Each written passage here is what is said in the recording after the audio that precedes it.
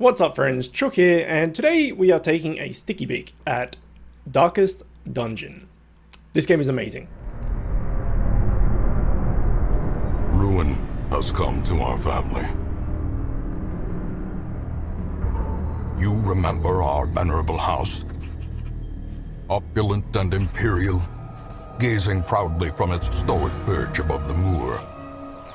I lived all my years in that ancient, rumor-shadowed manor, fattened by decadence and luxury. And yet I began to tire of conventional extravagance. Singular, unsettling tales suggested the mansion itself was a gateway to some fabulous and unnameable power. With relic and ritual, I bent every effort towards the excavation and recovery of those long-buried secrets, exhausting what remained of our family fortune on swarthy workmen and sturdy shovels. At last, in the salt-soaked crags beneath the lowest foundations, we unearthed that damnable portal of antediluvian evil.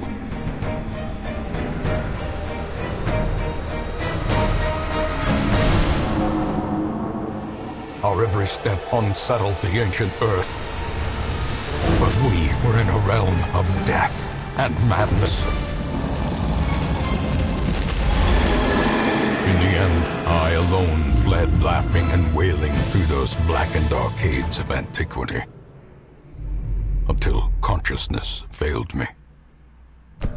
You remember our venerable house, opulent and imperial. It is a festering abomination. I beg you, return home, claim your birthright, and deliver our family from the ravenous, clutching shadows of the darkest dungeon. Alright. Darkest Dungeon is about making the most of a bad situation. Quests will fail or must be abandoned, heroes will die, and when they die, they stay dead. Progress auto-saves constantly, so actions are permanent. The game expects a lot out of you. How far will you push your adventurers? How much are you willing to risk in your quest to restore the hamlet? What will you sacrifice to save the life of your favourite hero? Thankfully, there are always fresh souls arriving on the stagecoach, seeking both adventure and fame in the shadow of the Darkest Dungeon. Okay, so I've actually featured this game on my channel before, right when I started, when I had like no subscribers and all the rest of it, and this game was actually back in beta at that time. It's been fully released this year, and I haven't played it really since, so there are quite a few different changes that have happened since its release. There's a few more heroes from last time and some other mechanics that have been introduced, so I thought I would give it another go, and I've mentioned this game to a few of you guys, and it's just so good. There's so many cool little mechanics and tweaks on like a turn-based RPG. Anyway, let's get started. Okay, let's just call it Darkest Chook's Darkest Coop. There we go.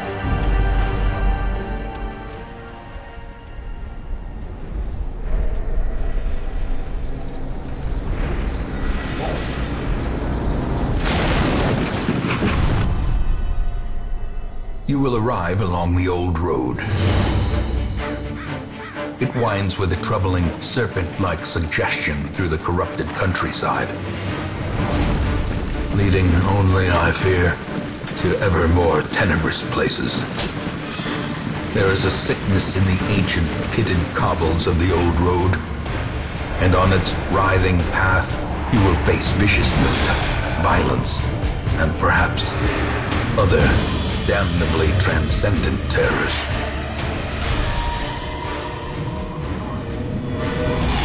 So steel yourself, and remember there can be no bravery without madness.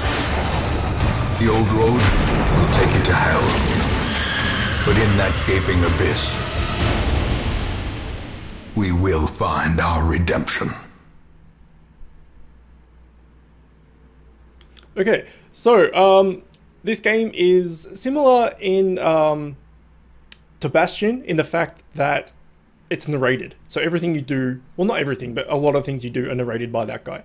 And the writing, the writing is amazing, and the English that they use and the words and just the whole theme of it is amazing.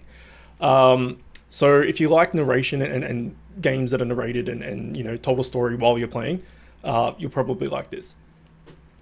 This game also is incredibly hard. When I played it back in the beta, maybe it's changed and it's a bit easier, maybe it's a bit harder, I don't know. But it's stupidly hard.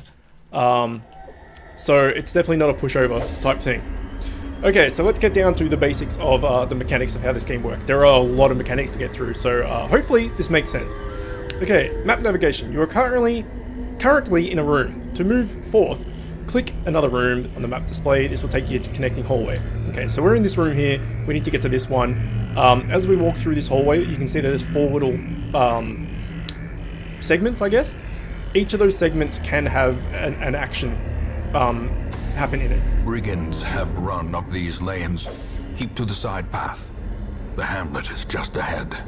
Okay, while in a hallway, press D to move forward, A to move back. If you prefer to use the mouse, you can just click ahead, whatever. So when we move forward, you see now we're in this little segment. We keep moving forward. Another segment. Each segment has the chance of dug in brutal fashion, that all may hear of your arrival. Okay, each segment has a chance of like loot or enemies or something. You know, could be nothing, but it could be just anything. So you can scout later on and kind of find out what's happening, but we'll get there. We'll get there. Anyway, killing the enemy. Combat is turn-based. On your hero's turn, click on a skill icon and then click on a highlighted target. If you can't select a particular skill, it's because that hero needs to be standing in a different spot or there is no valid targets. Mouse over to see the requirements. Okay. So one of the main mechanics of combat is that there's 4 slots. You can see here, this dude is in slot 1, slot 2, slot 3, and slot 4 are missing. Exact same thing on the enemy team. So we can see here, this is where it's a bit hard to explain. This move is called Open Vein. And you can see it's a melee with 85 accuracy. It does a bleed for 2 damage per round for 3 rounds. All that sort of stuff. But you can see above it, there's those yellow dots and those red dots. What that means is, this guy can do that move from slot 1, 2, and 3. Can't be done from slot 4. And it can only hit slot 1 and 2 of the enemy team, can't hit slot 3 and 4. So this move, Pistol Shot, you can see it can be done only from slot 2, 3, 4, but it only hits 2, 3, 4. So we are in slot 2, which is where we can use it from, but he's in slot 1, so we can't hit him. Grape Shot can be used from slot 2 and 3, and it hits all of their 1, 2, and 3. You see how their red dots are connected with a line? It means it hits all of them, so it's like an AoE.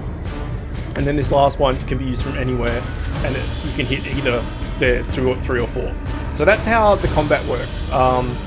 Sometimes it's a bit confusing to understand, but hopefully that makes sense. So we can either Grape Shot, which is an AoE thing, it does like, you know, less damage. So if we Grape Shot, for instance, and then we click and then we hover over this guy, we can see here that the hero chance to hit is 78%, the damage is 3 to 4. Whereas if we do this, we have an 83% chance to hit him, and the damage is 4 to 8. And we also get a bleed off, potential bleed off. So let's do this. Okay, so we hit him for 8, which was max damage, and we bled him. And he got a debuff, which is 20 bleed resistance.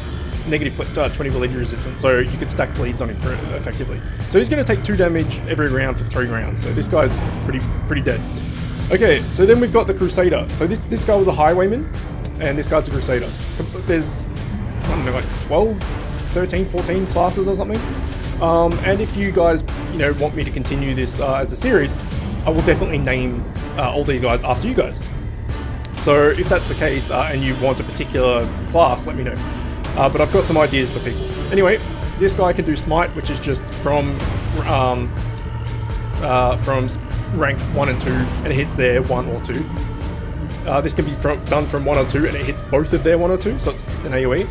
Stunning Blow, same thing, from 1 and 2, it hits their 1 and 2.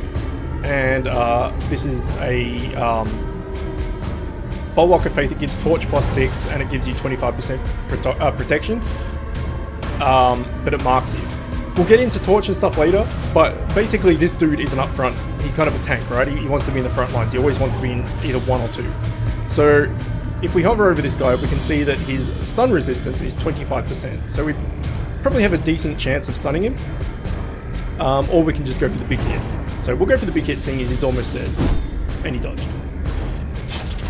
Okay, he took 2 damage from the bleed, and it's his turn. And he's done an AoE move against us. And our highwayman got debuffed. He's got that bleed resistance now as well. So let's just finish this battle, hopefully. Continue the onslaught. Destroy. And we got all. 100 gold. So let's keep moving. If we go back to the map, which you can't see where my mouse is, but it basically there's a map and inventory, and you can just select between them. We can see the segments, so let's keep moving forward into 3, and then you can see here that we this little chest thing is a curio. So when you get to these things, interactive objects. While exploring, you may find interactive objects. Click on them or press W to investigate them. Take a look in this tent. So you have the option to investigate this or to completely ignore it and keep going. Something good could be in there, something bad could be in there, you have no idea. Yet, at least. You can use things to find out stuff, but we'll get to that later again. But for the moment, we don't know what's in here. So, clearly we're in ambushes camp. Clearly where the ambushes camp. So, check inside the tent or ignore it. We'll check. We'll see what's in there. Okay, you left valuable. A So we got reward for a task well performed. 50 gold and an onyx, which just gives us 500 nothing gold. unchecked. There is much to be found in forgotten places. Okay, so now we're at the end. We can go into this room. An ambush. Send these vermin a message. The rightful owner has returned, and their kind is no longer welcome. Alright, so now we can do this move that we couldn't do before, right? Because it hits their rank 2, 3, 4. This guy is so fat that he takes up 1 and 2. This guy's 3, 4 doesn't exist. So we could do that. We could also Grape Shot, which will hit rank 1, 2, and 3. So it's going to hit both of them. So we may as well do some AoE damage. Let's see how we fare. Okay, 3 damage, not too much, but it did do damage to both people. He's going to do the same thing back, his version of it at least, and he missed, which is nice. And we took 8 damage from him, and resisted whatever debuff he was trying to do.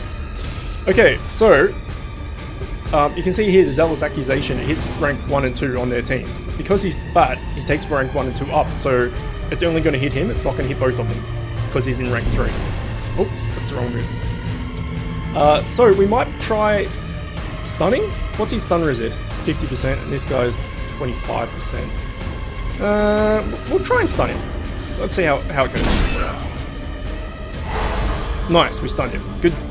So that means when it gets back to his turn, he just misses his go, basically. The less he attacks, the better. Okay, so we can... Maybe we'll try and get rid of this little guy, because he just keeps peppering us with annoying damage. This is a buff. It gives us 12% damage, 12% damage, 6 accuracy, and 5% crit. So let's do that and shoot this guy with it. Do a little bit of damage and buff ourselves. And then we have no way of hitting this dude with our frontliner. So we may as well just smack into the big dude. Okay, he's stunned, so he doesn't get a go. But he got stun resist. See, that's a new mechanic. When I played it in the beta, when they came out of a stun, they didn't get stun resist. So you could kind of like chain stun people. So it seems like it's going to be even harder than it was, which is crazy. Okay, let's try and pistol. Decimated. Oh, nice. That's a big ass crit. Kill that dude. Get rid of him. He still has the stun resist, so let's just hit him.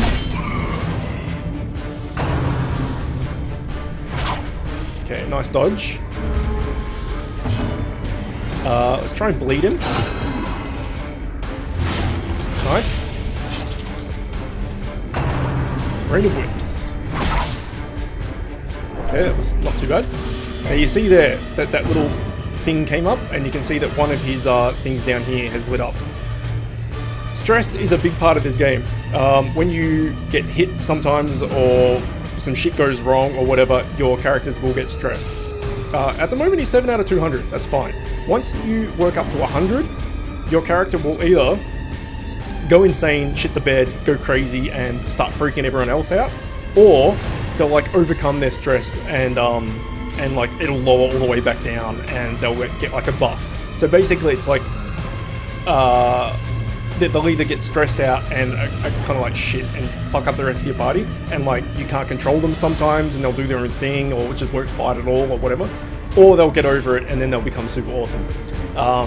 But the idea is to not get people stressed. So that's one mechanic that we haven't come across yet. Does not dissuade and torches up here we'll get into as well. That's another mechanic. That both stress and torch are really, really important. Okay, so we got a torch, which we kind of just talked about. Deeds, which is a type of currency back at base or back at town. A bandage you can use to stop bleeding, and a portrait is another type of currency. So let's take all them. Okay, completing a quest. After you completed the requirements of a quest, you have the option to return to town at any time. Just click the crest. You don't need to return to the starting room of the dungeon. Okay, so we can either go home or we can continue. Let's continue because this chest is here and we may as well open it. It's trapped. And I got blight. So blight is basically poison. There's bleed and there's blight. Maybe there's new things, I don't know. So let's go. So we got 5,000 gold for completing the quest. All the collected treasure that we got gets converted into gold. So we got this 150 gold just from gold. We got the onyx, which is 500 gold. So yeah, and everything left over just gets turned into gold. And we got these currencies. What also happens, you get XP, and then you get quirks, which is yet another mechanic. There's so many things to this game. Quirks can be good or bad. Let's find out what we got. We got good, thick-blooded, plus 10% blight resist. That's really good. So you can get all manner of quirks, both positive and negative, and they can completely change the way your character plays.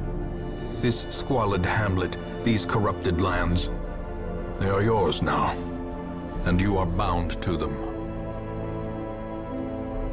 Okay, so over here there's just a rundown of what's happened, and then we've got some quest things here. Successfully complete your first foray into the ruins, defeat the apprentice necromancer, stuff like that. So we'll get to that. So this is our home base, town, whatever you want to call it. Okay, get help where you may. On any screen in the game, press and hold H to see the contextual help for controls in that mode. Try it in town, blah, blah, blah. Okay, fine. So, we have the graveyard, which is where end up here, the dead will end up. Covered in the poisoned earth, awaiting merciful oblivion. See, that's such good writing, like, rather than just like, when your heroes die, they end up here. Instead, it's all like poetic and shit. I fucking love it. Okay, this is Ancestors' Memories. In time, you will know the tragic extent of my failings. This is basically, we can just watch all the videos back and stuff. And then this is the stagecoach. We'll be visiting here fairly regularly. Women and men, soldiers and outlaws, fools and corpses. All will find their way to us now that the road is clear. Okay, the stagecoach is your hero's lifeblood. That is your hero lifeblood. You'll need to recruit these 2 heroes to fill out a party of 4. Drag and drop them into your roster. While you're here, spend some of your starting resources on upgrading the stagecoach network. This will increase the number of heroes available in the future. To upgrade, click the plus symbol. Blah, blah, blah, blah. Okay, so we can hire these 2 dudes. Doesn't cost anything to hire, so we just drag them over here. What better laboratory than the blood-soaked battlefield? And we can click this plus arrow over here, well, this plus thing, not arrow, and we can upgrade this stagecoach in 3 different ways. So here are these the busts and crests and stuff that we got before. These are these currencies I was talking about. So we have 10 busts, 11 portraits, 12 deeds, and 20 crests. So to upgrade the stagecoach network, we need 3 what are these, deeds and 4 crests, and that will increase the number of available heroes to 3. So after every mission, there will be new heroes here. So yeah, instead of having 2, you can get 3. So let's do that. Word is traveling. Ambition is stirring in distant cities. We can use this. Okay, and then hero barracks cost the same, and it increased your roster to 12 instead of 9. We don't need that yet because we only have 4 people. So maybe we'll put this and get up to 4 heroes. So next time we come out from a mission, we'll have 4 heroes to choose from, which will be good. All right, now we know the guys that we already have. They're level 1. These guys are level 0 because they haven't gone into a mission yet. But we know that the moves that he has. However, he has different moves as well that are locked. Once we unlock these, you can interchange skills as often as you want. You can't do it in battle, like once you've left for a mission, but while you're in here, you can change skills out and stuff. So everyone has different skills and do different things. So we know that he's a melee tank frontliner. We know that he's kind of like a DPSer in the mid kind of area. This guy is also a DPSer in the mid area. However, he works on like blight and poisons and curses and stuff. So we can see here, Noxious Blast can be done from rank 2, 3, 4. It hits their front 2, and it does blight. 4 points of blight for 3 rounds. So that's pretty good. Blade Grenade can be done from the back 2, and it hits both of their back 2. Does 4 blight things of blight for 3 rounds. So he doesn't particularly do damage up front. It's all like stacking this blight up for these 2 at least. Okay, Incision, done from rank 1, 2, 3. It hits their rank 1 or 2. And it does a 1 bleed for 3 rounds. That's kind of crap, but okay. And then Battlefield Medicine. They heal 1 to 1, so obviously you're going to get 1. And it cures blight and bleed. Okay, and then here's his quirk. So he has Weld or Veld or Veiled. Don't know. Explorer, so he gets 20% scouting chance while in the Veld. I'm going to call it Veld. But he's also obsessed with the paranormal, so that can play into your dungeon in some way. So you know, maybe he'll like there'll be something paranormal when he'll get like interested and go do his own thing or something. Okay, so he's kind of like a debuffer and poisoner, and then we have this is like the cleric kind of healer type thing. And you can see here as well, preferred position. He wants to be in 3. He wants to be in 2 or 3, he wants to be in 1 or 2, and she wants to be kind of at the back.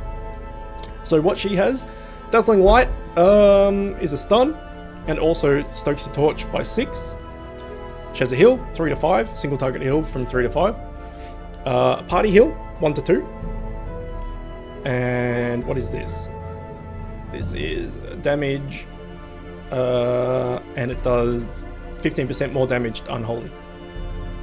Okay, so we have our 4 people now. We may as well go out on a mission. A mecca of madness and morbidity. Your work begins. Okay, so there's Ruins, Warrens, Veld, Cove, and the Darkest Dungeon. At the moment, the Ruins is the only thing that we can do. You see here, this is a scouting mission. Test yourself in the mad realm of your fallen ancestor. Take note of how the creatures have taken over, but don't delve too far. Okay, so the goals is explore 90% of rooms. There's all kind of different goals you can do. Defeat all enemies, scout rooms, find, you know, X amount of things, all that type of thing.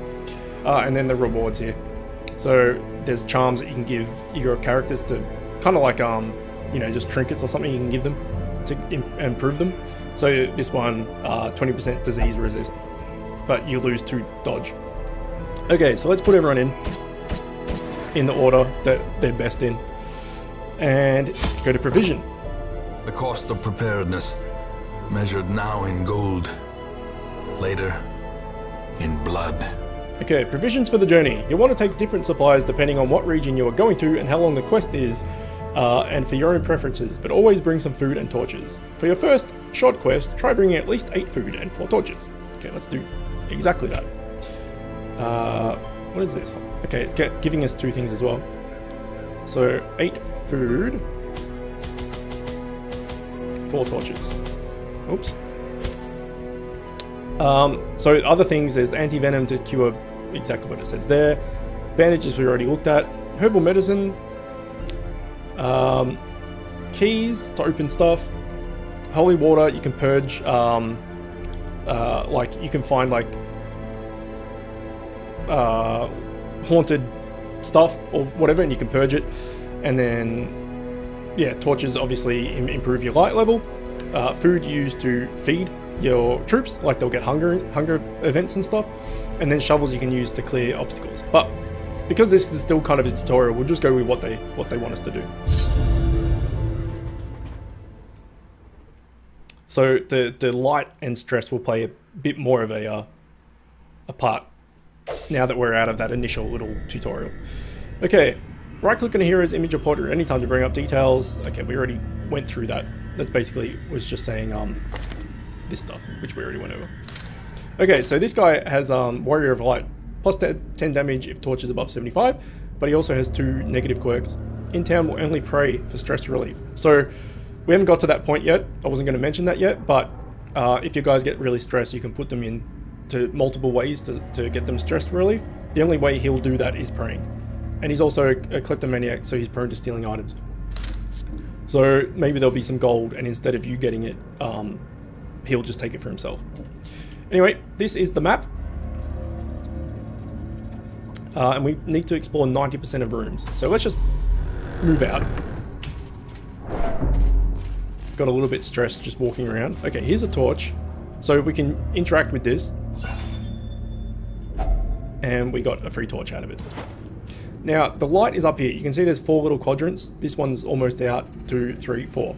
And we can see here, we're at 82 light. Obviously, that's going to be 75, 50, 25, 0. While we're above 75%, we have super good scouting, super good chance of surprising monsters. So that's the benefit of having really high light, is that you can scout and you can surprise monsters easier. Basically, the lower light you go, the more risk it is, but the more reward it is. So you will get better chances at getting crits and all that sort of stuff, but you're more likely to be surprised. You'll stress more, all that sort of stuff, but you'll get better crits and better loot and all that sort of stuff. So it all depends on what kind of light you want to take. I generally try and stay as much light as I can, because this game's hard enough. But we'll see how we go. Okay, so we recruited these guys and they already had some stress when we recruited them, which is not the best. Okay, is there going to be enemies in here? Let's find out. Okay, we've got 2 skeletons. So, because they're skeletons, you can see that their bleed resist is 200%. You can't bleed skeletons, that makes sense. However, we can do this grape shot, which will hit both of them. Okay, so this is our Plague Doctor. You can see their blight resistance is only 10%. So he, she, it, whatever it is, should be able to do some plague to these guys. So let's go for the guy at the... Well, we'll go for the guy with the most health. Right, does a little bit of damage, but he's going to take 4 damage per turn, and he just had a turn and died instantly because he took that 4 damage. Okay, now, she is a healer, like I said. She's got single target heal, party heal.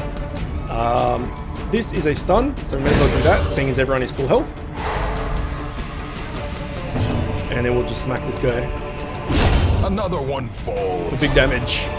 And got 525 gold. Nice. These nightmarish creatures can be felled. They can be beaten. Yeah, so you can see here that you can put an item in here. So if you come across like a cursed shrine or something, you can put the holy water in there type thing. Or you can put a skeleton key in here, and it might unlock like an extra compartment in the chest or something. For this, we'll just open it. Contents are yours. Got a free shovel, 25 gold, and some buff. Okay, next room. Okay, so you can see here there's this big mount of crap. Even the cold stone seems bent on preventing passage. If you go ahead and clear the obstacle by hand, it will take considerable effort. Basically, you guys get stressed by clearing rubble by hand. Or you can use the shovel. Remember, we could have bought the shovel in the provisions, but we luckily got one in that chest, so we can clear that for free.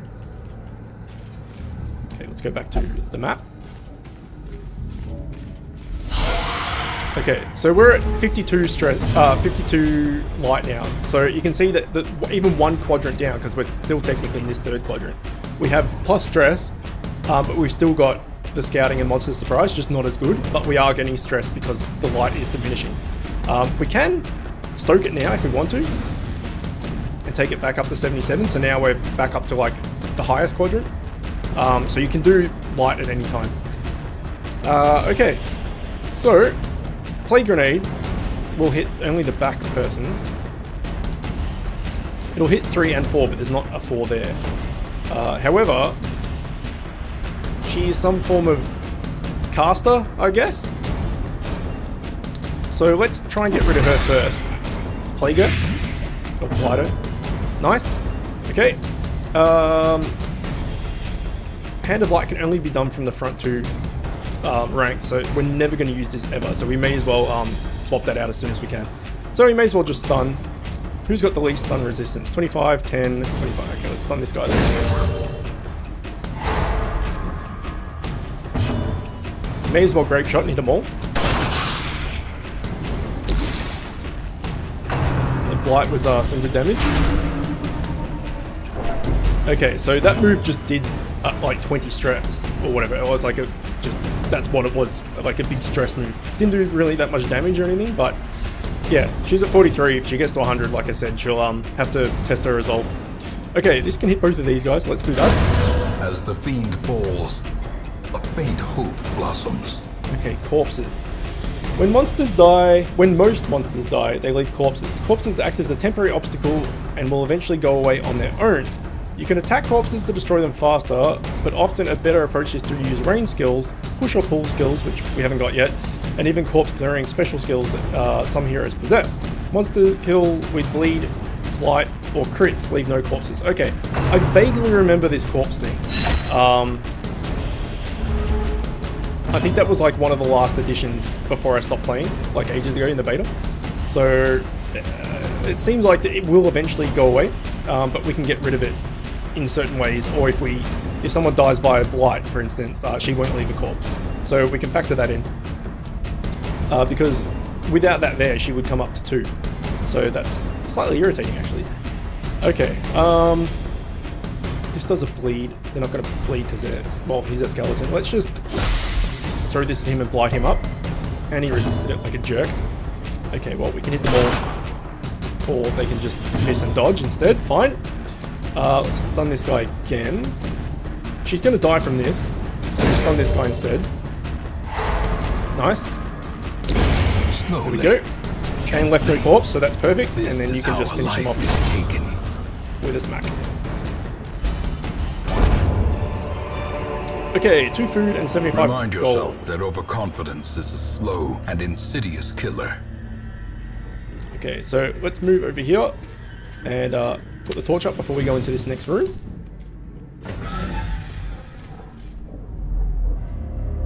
Nothing in here. So we can go up or right. Let's just go up.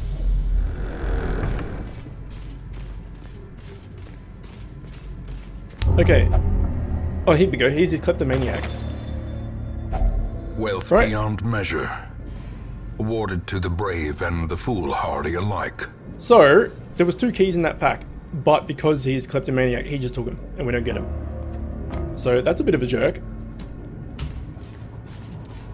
Fucking kleptomaniac asshole. Alright, stoke the fire. Alright. Just gonna stress us out. Yeah, let's get rid of her with Plague Grenade. Damn it. Okay, what's your stun percentage? 25, 25, 25. Alright, let's try and stun her then. Okay, good.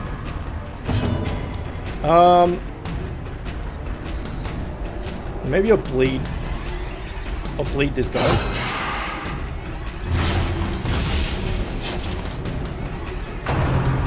So it said enemies that die with bleed and blight don't leave a body. I don't know whether that means that the bleed or the blight has to kill them, or whether they just have to die while they're affected. So let's find out. Okay, that didn't actually kill him. that hurt a little bit. Let's try and blight her up again. Okay, that's better. The slow death. Well, the bleed killed him. Unforeseen. But we'll get to try that out at some point, surely. Okay. Well, we can bleed her as well. Continue the onslaught. No, okay, there you go. So the bleed, the blight bleed, whatever it is, has to kill them. But, it looks like it's going to continue taking damage, which is interesting. So you can see here this Bulwark of Faith, right? This will actually stoke the torch by 6. But that's kind of shit, actually. I don't like that move. Let's stun this guy. Damn it. We can heal. Okay, it was 3 to 5, we got 4 right in the middle, not too bad. And then we can blast this guy. Nice, he's dead, for sure. Just in case. Let's hit him anyways. No quarter. Okay, 2 food, 25 gold, and an anti-venom. And if we had those fucking keys, it would have been a lot less risky to open this. Also, it also depends on who you open stuff with. So if you know that, you know, someone, like, for instance, she's more stressed than anyone else, so it might not be better, it might not be good to open it with her because she might get stressed opening it. Then again, she could find something in there that de-stresses her. You never know. So I'm going to open it with this guy because, you know, he doesn't have that much stress and he's doing alright. So let's open it. And it was fine anyway. A handsome shovel reward for a task well performed. and 500 gold. Alright.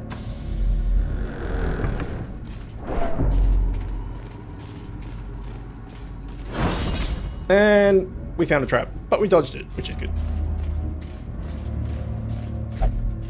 Let's stoke the torch before we go in here, just in case there's enemies and we get a better chance at surprising them.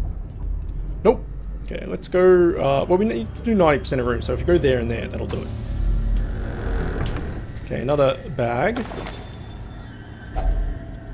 Remember, none of these, we don't have to open any of these. I'm just doing it because why not? Okay, so 12 food, which is heaps.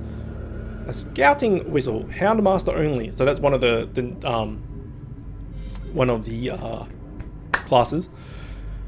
30% scouting chance if torch is below 51. 20% trap disarm chance. Okay, well there you go.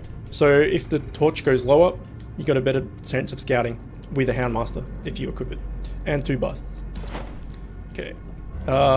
Let's use our last torch. As the light gains purchase, spirits are lifted, and purpose is made clear. So we have a crap ton of food, right? We have, what's that? 24 food. Food will regain 1 health, so you can, 2 health. Hang on. Each party member generally consumes 1. Okay, he's getting 2 for some reason. So you can use food to heal up if you need to. But there are hunger events, and it'll say like, you know, your party is hungry. Feed them 8 food and run on cue. The exertions of adventuring have produced a growing hunger amongst the party. Eat 4 food, we regain 5% health. Eat nothing, take 20% damage plus stress damage. So if you use all of your food and you go, you know, nuts using it to heal people up and stuff, and you don't have enough when these things come up, if they come up, it's bad. Whereas if you use it, everyone takes a bit of a heal. So you've got inventory management is a big part as well, and this is all the inventory you have as well for each mission. So you've got to make sure that you only take the things you need. Okay. No enemies. There'd be an enemy in this last room for sure. Has to be. Alright. We do have a shovel, which is lucky. Alright. The torch. The light is fading. The current torch level greatly affects many mechanics in the game. The darker it gets, the harder things get, but the better are the rewards. Okay. So here we go. We're at what? 46? So we get mega stressed, The monsters have more accuracy and damage. We get surprised easier. We get better loot and we get better crits. And then as you go further down, it just boosts those stats even further. Alright, let's find out what's in the last one. Alright, our first 4 people thing. Alright, so we got surprised, and as a result, our party got switched up their positions, which sucks ass actually. Because these two want to be up the front, and these guys want to be at the back. So you can use move instead, so I can move and swap, but that uses his move. So that's a bit of a dick that happened. Okay, so we're gonna move back one. You are good where you are, so let's play grenade, and we can play grenade both of these guys at the back. They have shit resistance against it too, so that's nice.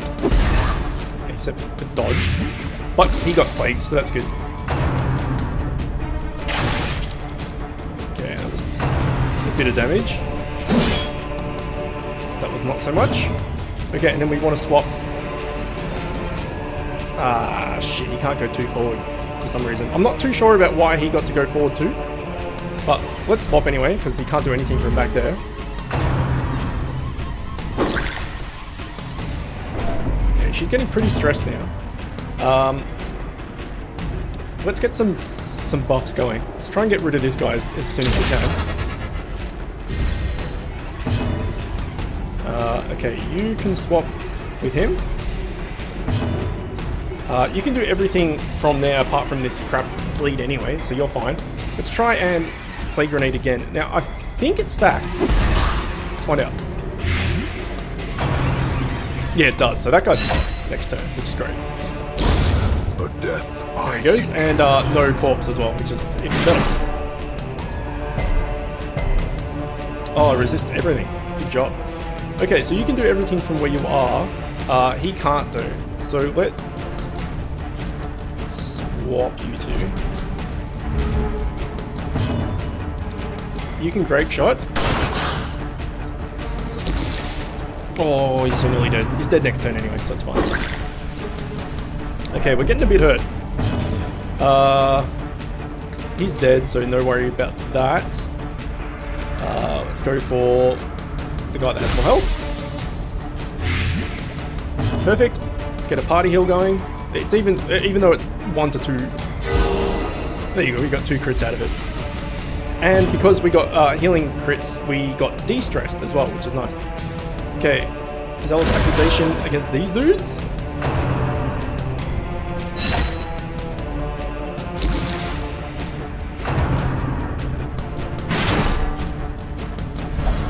Ah, crap. And he's stunned as well. Lastly, their formation is broken. Maintain the offensive. Okay, let's try and get this guy double blighted, then he'll die next turn. Alright, sweet. He should do. How much health has he got?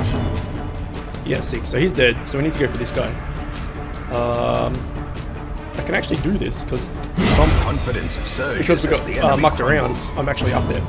He's dead anyway from the blight, so let's may as well try and hit him. There we go. 800 gold and a torch. Victory. And we'll continue. Victory nonetheless. Let's take the torch for no reason, and let's open this. Right, it would be better with a key, but let's see. It's trapped. Oh well. What can you do? Alright, quest complete. So we know that we were going to get 3,000 gold and 4 crests and this disease charm out of it. But we also got all this stuff. I probably shouldn't have used that torch. I would have got like an extra 25 gold for it maybe. 2,000 gold more and 4 busts. Okay, so let's hopefully they're all good and not bad. Okay, bad. Fear of Beasts. 15% stress versus beast, 10% negative 10 accuracy versus beast. Okay, so that sucks. Night blindness, negative 10% damage if torch is below 26. Hopefully we never get to that. And a 20% weapon upgrade cost. Well, on a healer, that's great. That's perfect. Of course not. You can get rid of these. but it costs money and stuff. We'll get to that. And apparently the game just crashed, so that's good. Well, we're at 45 minutes anyway. That will have given you a rough idea of what the game is about and whether you like it or not. Like I said, there is, I don't know, at least 12 different classes, some of which I've never played before or know anything about. And we can do kind of like an XCOM thing where I name them after you guys and take you into battle and all that sort of stuff. So if you're interested, like with any Sticky Beak episode, let me know. I've also done a Sticky Beak on Styx, which is a stealth game, which probably came out before this, so that's kind of null and void. But I want to play one of the two, probably. So let us know which one you would like me to play more, and we'll do that. Either way, I hope you enjoyed that. As always, thanks for watching, and I will see you next time.